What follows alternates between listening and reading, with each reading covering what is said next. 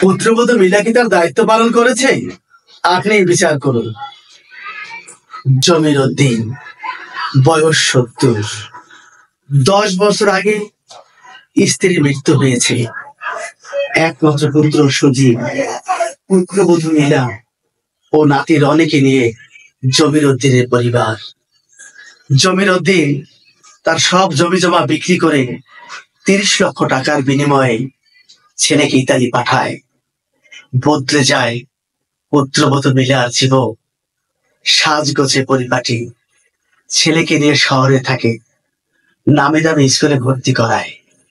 পরীক্ষার চাপ, পড়াশোনার দোহাই দিয়ে শ্বশুরকে দেখে আসে না বললেই চলে।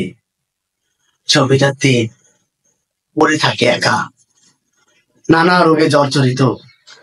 কোন ওষুধের পর কোন ওষুধ খেতে হবে তা বুঝে খেতে পারে না।